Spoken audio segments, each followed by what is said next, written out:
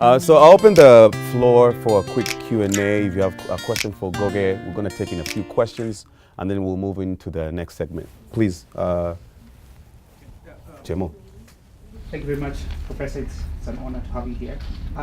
Question I wanted to ask is, you talked about writing in Kikuyu. I know like your book, Waweru, is written in Kikuyu. Yes. And so I have a bunch of questions about writing in Kikuyu. Number one, Yeah. I know that the elders had a higher form of Kikuyu with proverbs and things of that nature.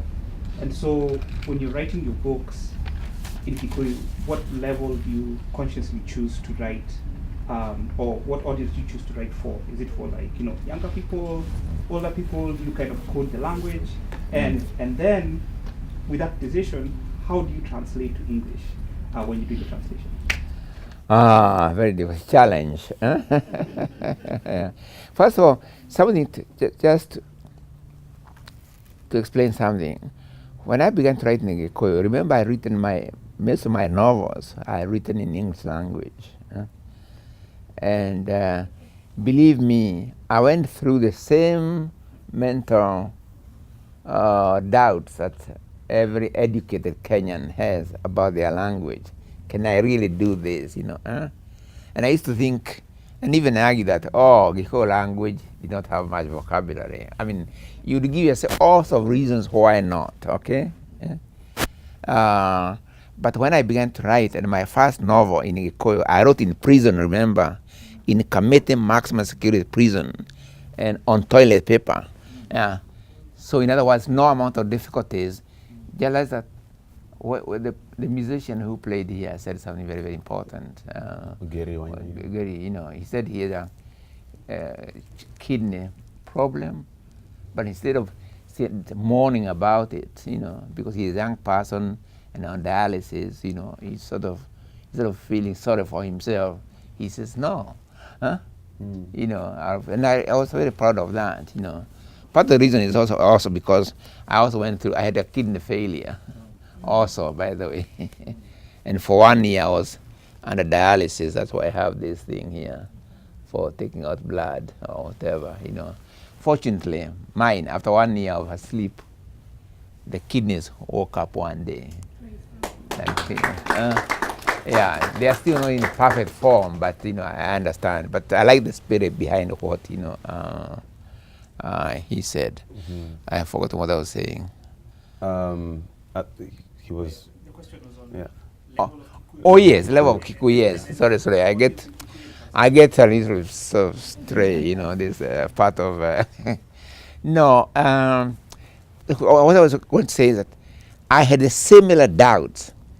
Do I know enough language? But you discover actually you know more than you realize, okay? Anytime you know more. But even if you don't know more, you go on adding. No, I don't have a level of Kikuyu. I don't write and say this is for children, therefore I write in this or that language. I can write a story which I think is appropriate for children, okay? So that story for children, it will dictate the vocabulary, okay? Otherwise, I try to write in the best Gikuyu that I possess, right? And I'm always traveling and learning more, Part of being in exile, which I really feel, I'm no longer really basically in exile now, but for the first 23 years of being away in Kenya, I was in forced exile. And part of the challenges I've had is really, how do you maintain your faith in your mother tongue and you are in exile? How do I, as a writer, I'm in London, where Gikuyu is not spoken. Then in American universities, Yale, in New York University, and now California, and Gikuyu is not spoken. How do I keep faith in my commitment to the language? And there are very few Gikuyu speakers where I am, That's a challenge which I have. And I'm always very happy when I return to Kenya, even for a month, just to hear some sounds.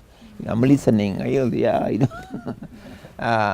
because language changes all the time, usage all the time, So I try to do the best I can within my limitations. But I don't have an idea this for children. I'm going to write in children Gikuyu language all this for elders. I'll fill it up with proverbs. But if a proverb comes naturally, then I'll use it. Or not naturally, but organically, I'll use it, you know. But it's not full of proverbs from, yeah. Africa, someone says, is not a proverb, right? You know, we use proverbs like other people, but we are not defined necessarily by proverbs at the same time, yeah. And I write about things. In my Morawakagogo, I've written about space exploration, okay, in Gikuyu. I've talked about Ramayana, the Indian epics, or Ramayana, Mahabharata, you know, yeah. Because I want to show that African languages can deal with the world like any other language, because there's no language which is more of a language than any other. People develop their languages or their language, not, yeah. I went to Venice the other day, and some poems, I've never been in a city on water where there are no roads, or there are waterways, you know, and and I was so impressed. So I found myself writing about Venice in Gikuyu language. Okay, so I now got what I call Venetian poems, Marefeta Ma Venetia. And I'm told it has now been, they have been produced as a book in Italy, and in Gikuyu, Marefeta Ma Venetia, then in Italian translation and an English translation. But I don't have a copy here, right, yeah. But everything was about Italy, but I wrote it in Gikuyu language, you know. And I'm also trying to show that any African language can deal with the world just like any other language, yeah, okay, yeah. But we don't use a language, then it loses capacity to name the world because we're not using it to name the world. But otherwise, languages go on expanding and even borrowing from other languages. You know, like Kikuyu language is now borrowed a lot from English, you know. We talk about Badi. Badi is bad. Yeah? There's a song, Taimajini. Taimajini now is entered the Kikuyu language, you know. Yeah, you know, Badi, you know, other things. Motoka. Yeah, I mean, Motoka. Motoka, yeah, right. We'll take in two more questions, I think. Please, yeah, you, lady. It's such an honor to be here. Thank you so much, Mzee. My name is Wamaidawa Keria, and I think in what you spoke about language and our naming is very, very true. But I think also in addition to what else we were robbed of is our way of worship and our way of believing in the God that we worshipped and in the way that we worshipped God. And the missionaries came and told us this is the right way to do it. And as a person who was raised and baptized Christian and given a biblical name, I sometimes struggle with what was so wrong with the way the Kikuyus worshipped, right? And why is it that that was abolished, or we were told that was not good enough, or we definitely know why we were told it was not good enough. But as a person who's trying to reconcile the two, what I know now and how my ancestors did things, how would you speak to that? How would you speak to someone like me who is sort of grappling with that? First, let me ask you, what's your biblical name? Just say it, no. I'm just curious. Dorcas. Huh? Dorcas. Dorcas. Yes. That's biblical. Yeah, it's in the book of Acts. Is that how it's written in Hebrew? Because Yes, yeah. Dorcas, huh? Okay, yeah. Now, there's nothing, I mean, obviously, if you're a Christian and, you know, you believe, no, that's I don't want to overstress this because I know I don't want us for me to think that if I change my name from Jess to Ngũgĩ, then everything is fine. Huh? It's what I do, you know. No. There. How shall I?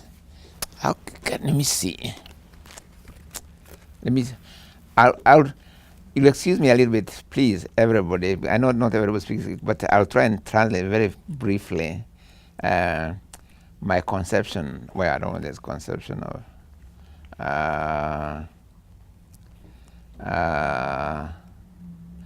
Well, wait a minute. Sorry, let me just.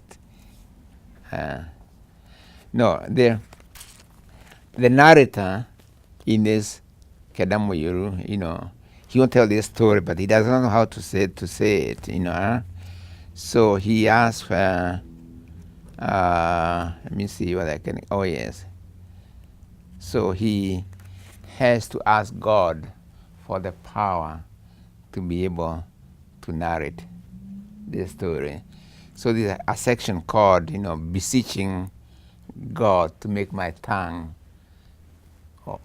rohode. Yeah. So I just read just the first paragraph in Gikuyu only, because it's easier for everybody to understand this one. Guthaithanira rurimi ruhuthe.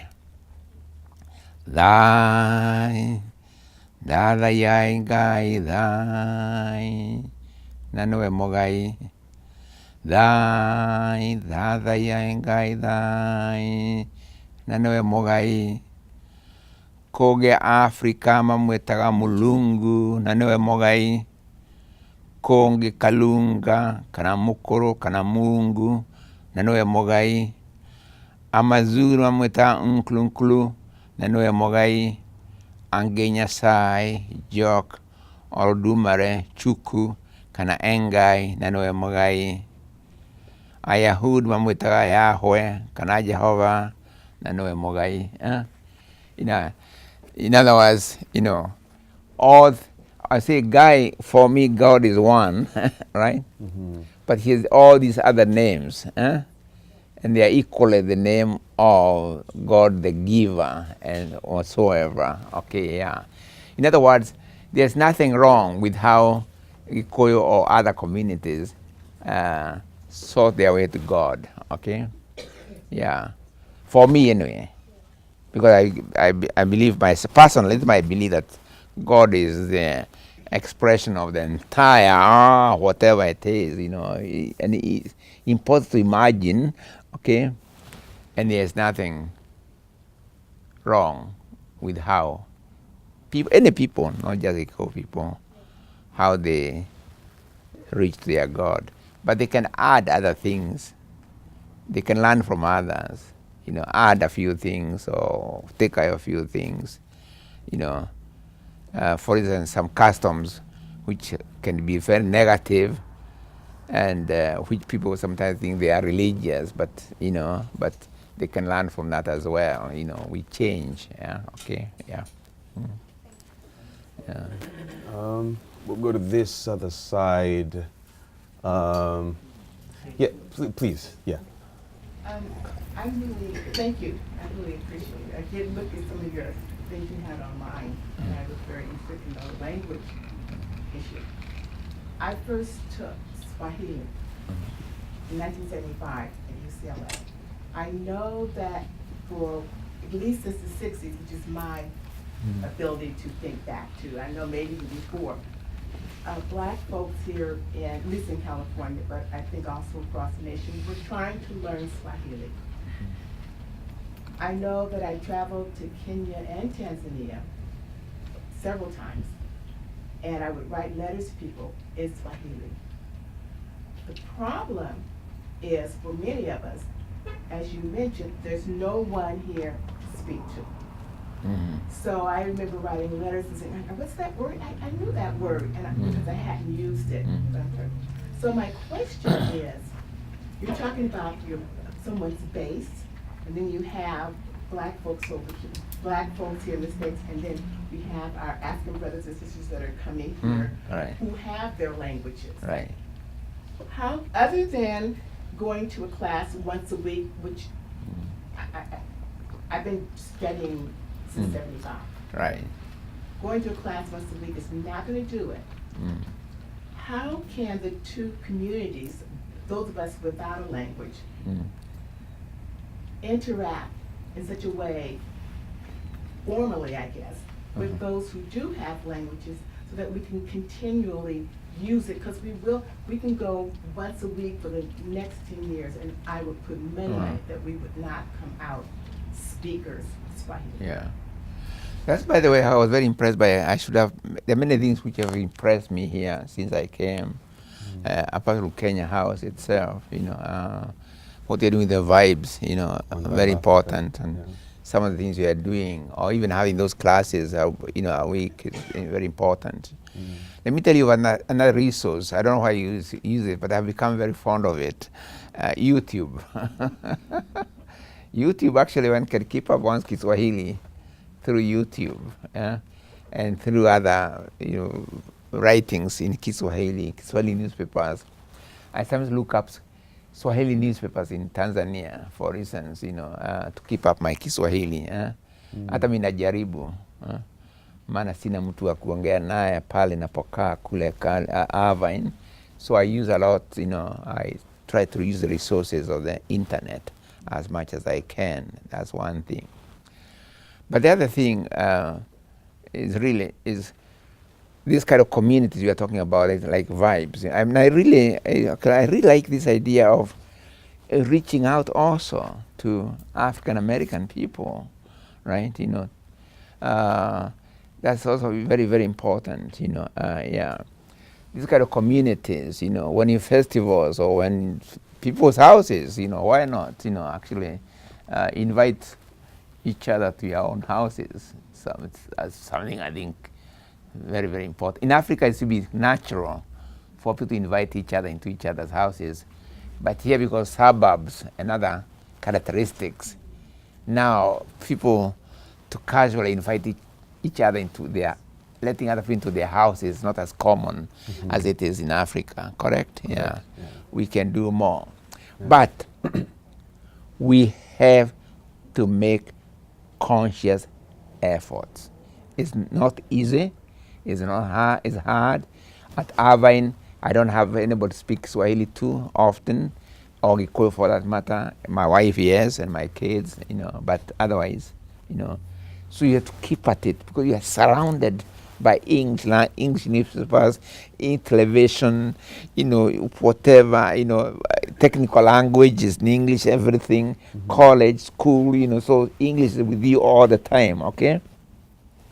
So the other one has to be a conscious effort where one actually literally puts time. Not so many hours, 15 minutes a day, half an hour a day, can do, yeah. But let me say one thing about the African American. When you said the only okay, I'll have just slightly correct you, not correct you in a bad way, but in a positive way about not having a language. Yeah, something which I've been fighting, even with my students when they come and tell me, "Oh, we don't have." What about we? You're talking about a language. What about we? We don't have a language. And I say, wait a minute now. Wait a minute. Let's look at it this way. True, African American people and Caribbean African people, true, their African language as spoken on the continent were abolished by force. Their linguistic connection with Africa was, right? But the European settlers, whether they were Dutch, their linguistic connection to Europe was left intact, right? Now, see, so look at the magic here. What did Caribbean African American people do? True, it's not as if they were taken to school and be educated in the best schools, in the plantation or whatever. In fact, education was denied them. I remember reading a book by the autobiography of Frederick Douglass. He tells one incident in which he is found reading the Bible, and he's beaten, thrashed by his master or whatever for attempting to be reading.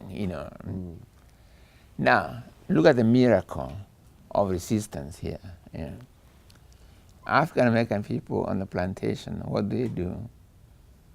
as I said earlier, the rhythms of the African speech and English sounds,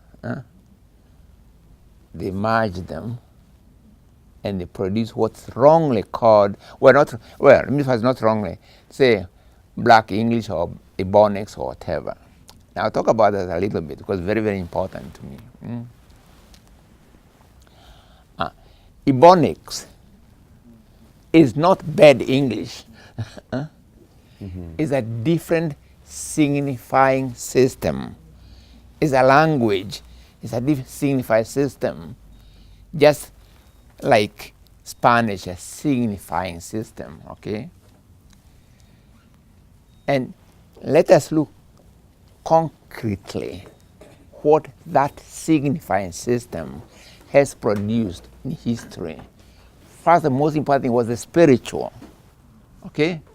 The spiritual is what was sung in a plantation using biblical themes to talk about issues of freedom, issues of emancipation, If you look at spirituals very clearly, it's in the spirituals that even the ideas of freedom, even for America, was first articulated. Because the plantation owner, who was the owner slave, he did not have any need to talk about freedom, right? I mean, because the condition, he was already the master, so he could not be talking about freedom or be dreaming of freedom. So who is dreaming of freedom?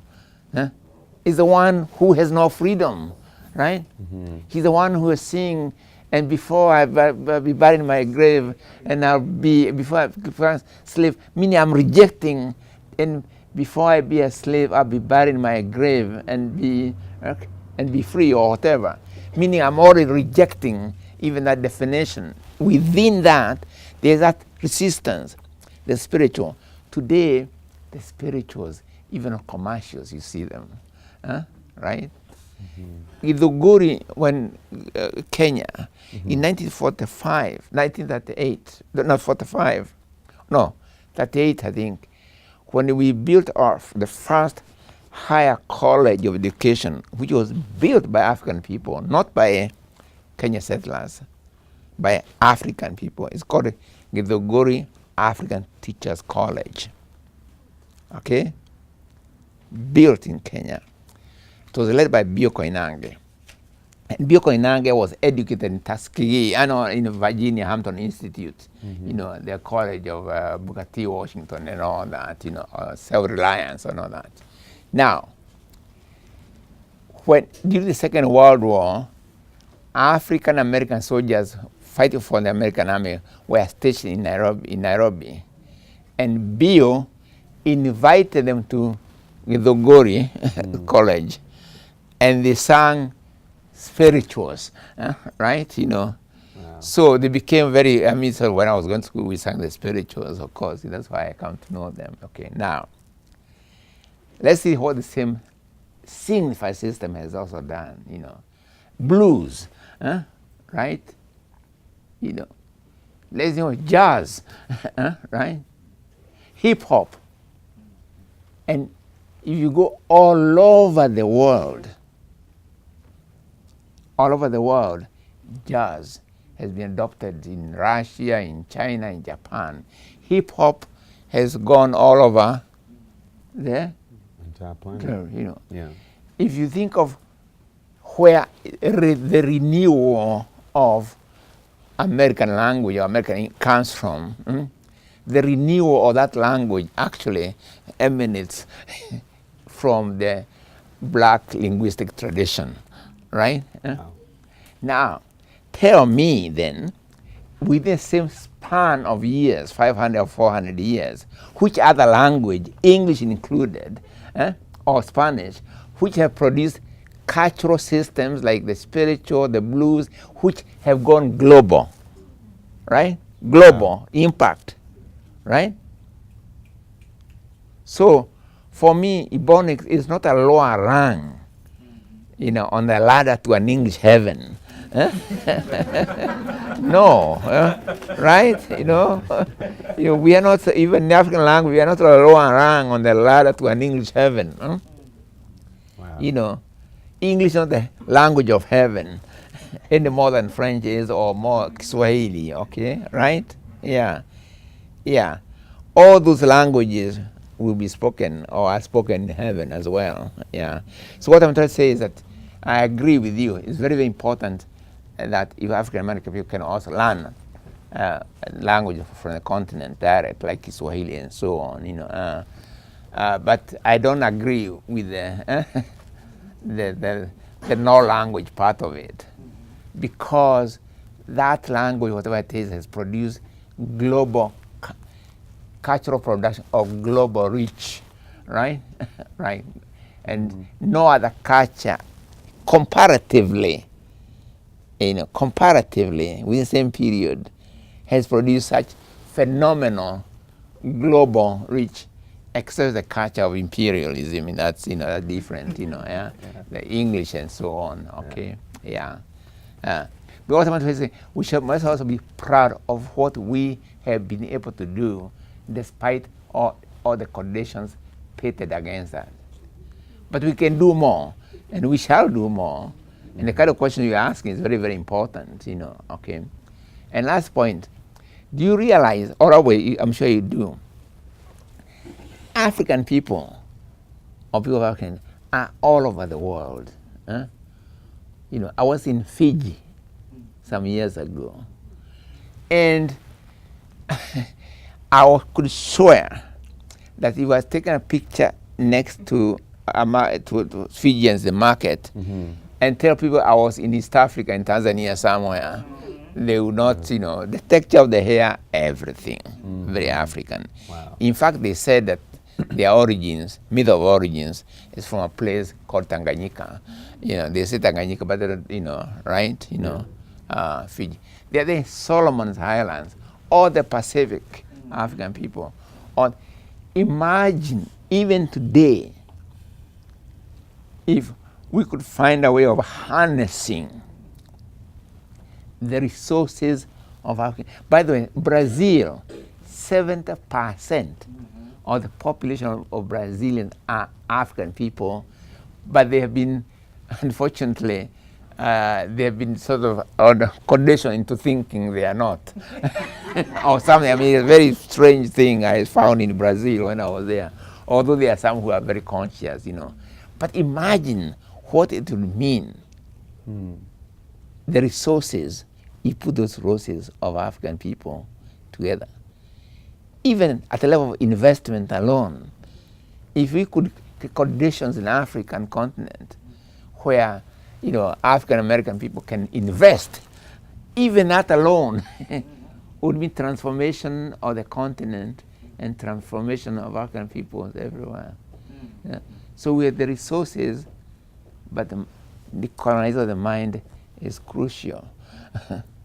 Because until we are decolonizing the mind to see the potential we have and act upon it, we are nothing. Let me just say one more thing, and then I'll shut up. Yeah. He's got time. Look at the new maps of Africa. Because I got another event. Correct? Yes. Yeah. Townhall. Look at please go into the internet sometime and check the new maps of Africa, all the world, correct, perimeters, okay? Africa is the biggest continent in the world. Africa as a continent, the whole of North, the whole of America, including South America, can fit into the continent. Europe, the whole of Europe can fit into the continent. The whole of China too, and the whole of India, is only Australia. I think that's quite fit in, right? or something, In other words, we have the biggest continent in the world. Correspondingly, we can argue that it has the most resources, right? But the resources of Africa have always gone to the West. so far. Literally, from 16th century to the present, the resources of the continent. I keep on saying, and I'll say it here, Africa is a gift that continues giving to the West. Yeah. Right, you know. Who controls our gold, our diamonds, our copper, our uranium, our cobalt, you know, the things that make these things fun, move around, mine from Africa, and so on, you know. Who controls financial, so the banking system in a continent, and so on, right? So we are a continent that has been giving to the West. Then we are conditioned into thinking and accepting that it's we who are the beggars of the bowl. Yeah. But we only, it's like someone takes 10 of your shots, correct? Because we have takes 10 shots, then you are, so, you know, you're shivering, cold. They give you one shot back. Oh, very good. Yeah. Really, I think if we, at the continent, really, the continent sort of united and found its resources, you know, we can play our rightful role in the world. We can become a makers of things. And then we can exchange with all the other continents on the basis of equal give and take. Because I don't talk about isolation, you know. And I don't say we don't have nothing to learn from the world. We have a lot to learn from the world or the other parts of the world and so on, you know. But the world has also a lot to learn from us, okay? Yeah. Equal give and take in future should be the basis of relations between peoples of the African continent, you know.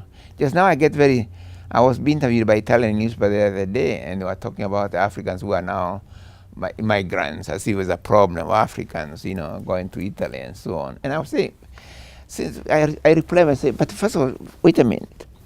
Please think about this.